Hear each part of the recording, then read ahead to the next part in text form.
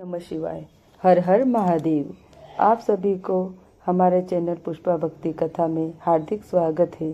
आइए भगवान भोलेनाथ की असीम कृपा से आज श्रावण मास की पावन कथा का श्रवण करते हैं। श्रद्धा और विश्वास के साथ पूरी कथा अंत तक अवश्य सुने। अब कथा प्रारंभ करते हैं। श्रावण माह महात्म्य 18वां अध्याय। आषाढ़ दशमी व्रत का विधान। संतु कुमार बोले, हे भगवान, हे पार्वती नाथ, हे भक्तों पर अनुग्रह करने वाले दया सागर, अब आप दशमी तिथि का महात्म्य बतलाइए।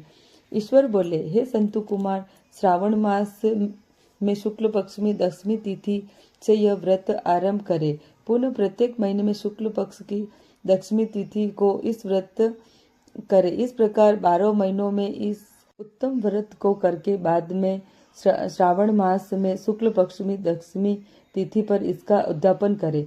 राज्य की इच्छा रखने वाले राजपुत्र, उत्तम ऋषि, उत्तम कृषि के लिए कृषक, व्यवसाय के लिए वैश्य, पुत्र प्राप्ति के लिए गर्भिणी स्त्री, धर्म अर्थ काम की सिद्धि के लिए सामान्य जन, श्रेष्ठ वर्ग की अभिलाषा रखने वाली कन्या, यज्ञ करने की कामना करने वाले ब्राह्मण, श्रेष्ठ आरोग्य के लिए रोगी और दीर्घकालीन पति के परदेश पर रहने पर उसके आने के लिए पत्नी, इन सब का तथा इसके अतिरिक्त अन्य लोगों को भी इस दशमी व्रत को करना चाहिए। जिस कारण जिस कष्ट हो उसके निवारण हेतु उस मनुष्य को यही व्रत करना चाहिए। श्रावण शुक्ल पक्ष में के दशमी के दिन स्नान करके वे देवता का विधिवत पूजन कर घर के आंगन में 10 दिशाओं में पुष्प, पल्लव, चंदन से अथवा जौ के आटे से अधिदेवता की शास्त्र वाहन युक्त स्त्री रूपा शक्तियों का अंकन करके नृत्य वेला में 10 दिशाओं में इसकी पूजा करनी चाहिए। द्रव्य मिश्रित नैवेद्य अर्पण करके उन्हें पृथक पृथक दीपक प्रदान करना चाहिए। उस समय जो फल उपलब्ध हो वह भी चढ़ाना चाहिए। इसके बाद अपने कार्य की सिद्धि के लिए इस प्रकार प्रार्थना करनी चाहिए, हे दिग देवता, मेरी आशाएं पूर्ण हो और मेरे मनोरथ सिद्ध हो। आप लोगों की कृपा से मेरा कल्याण हो। इस प्रकार विधिवत पूजन करके ब्राह्मण को दक्षिणा देनी चाहिए। हे मुनि श्रेष्ठ, इसी क्रम से प्रत्येक महीने में दशमी तिथि का व्रत सदा करना चाहिए और 1 वर्ष तक करने के बाद अनंतर उद्यापन करना चाहिए। अब पूजन की विधि कही जाती है। संपूर्ण अथवा चांदी, स्वर्ण अथवा चांदी अथवा आटे से ही दिशाओं को बनवाए। इसके बाद स्नान करके भली भांति वस्त्र भूषण अलंकृत होकर बंधु बांधवों के साथ भक्तिपूर्ण मन से 10 दिग देवता का पूजन करना चाहिए। घर के आंगन में क्रम से इन मंत्रों के द्वारा दिग देवताओं का स्थापित करें। इस भवन के स्वामी और देवताओं तथा दानवों से नमस्कार किए जाने वाले इंद्र आपके ही समीप रहते हैं।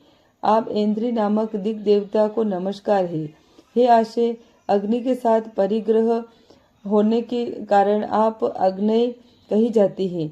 आप तेज स्वरूप तथा परम शक्ति है, अतः मुझे वर देने वाली हो। आपकी आश्रय लेकर मैं धर्मराज सभी लोगों को दंडित करते हैं, इसलिए आप संयमिनी नाम है। हे यामिये, आप मेरे लिए उत्तम मनोरथ पूर्ण करने वाली हो। हाथ में खड्ग धारण किए हुए मृत्यु देवता आपके ही आश्रय ग्रहण करते हैं, अतः आप त्रिरूपा है। आप मेरी आशा को पूर्ण कीजिए। हे वारुणी, हे समस्त भवनों के आधार तथा जल जीवों के स्वामी वरुण देव, आप मेरे निवास करते हैं। अंत में मेरे कार्य तथा धर्म को पूर्ण करने के लिए आप तत्पर हो। आप जगत के आदि स्वरूप वायुदेव के साथ अधिमिश्रित है, इसलिए आप वायव्य है। हे वायव्य, आप मेरे घर में नित्य शांति प्रदान करें। आप धन के स्वामी कुबेर के साथ अधिष्ठित है, अतः आप इस लोक में उत्तम नाम से विख्यात है। हमें शीघ्र ही मनोरथ प्रदान करके आप निरुत्तर हो। हे ईशान, आप जगत के स्वामी शंभू के साथ सुशोभित होती है। हे देवी, मेरी अभिलाषाओं का पूर्ण कीजिए। आपको नमस्कार है। आप समस्त लोगों के ऊपर अधिष्ठित है, सदा कल्याण करने वाली हैं और सनक आदि मुनियों से घिरी रहती हैं।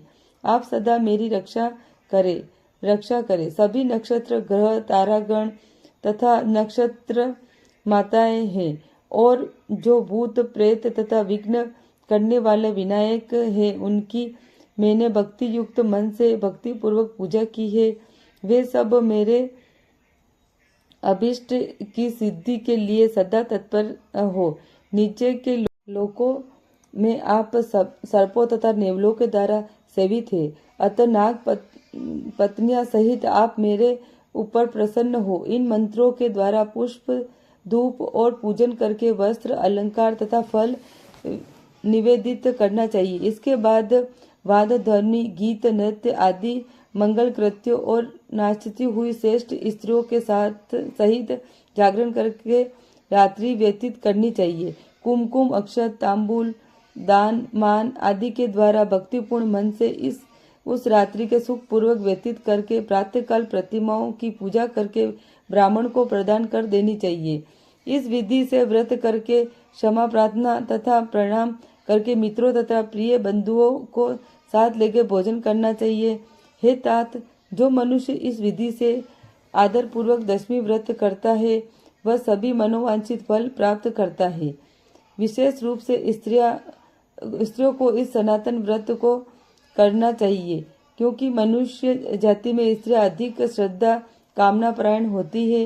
हे मुनिश्रेष्ठ, धन प्रदान करने वाले, यश देने वाले, आयु बढ़ाने वाले तथा सभी कामनाओं का फल प्रदान करने वाले इस व्रत को मैंने आपसे कह दिया है।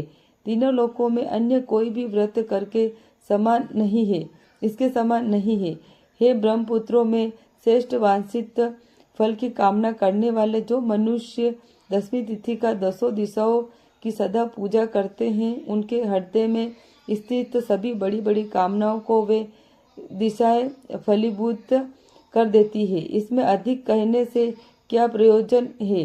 हे संतु कुमार, यह व्रत मोक्षदायक है, इसमें संदेह नहीं करना चाहिए। इस व्रत के समान कोई व्रत है और नहीं। ओम नमः शिवाय। हर हर महादेव। इस प्रकार श्री स्कंद पुराण के अंतर्गत ईश्वर संतुक कुमार संवाद में श्रावण मास महात्म्य में आषाढ़ दशमी व्रत कथन नामक 18वां अध्याय पूर्ण होता है। अगर आपको मेरी कथा अच्छी लगी हो तो अपने परिवार तथा मित्रों के साथ अवश्य साझा करें। भगवान भोलेनाथ की असीम कृपा आप पर बनी रहेगी। ओम नमः शिवाय। हर हर महादेव। अगर आपने मेरा चैनल सब्सक्राइब नहीं किया है तो सब्सक्राइब कर ले और कमेंट में हर हर महादेव अवश्य करें। लाइक, शेयर और कमेंट अवश्य करें।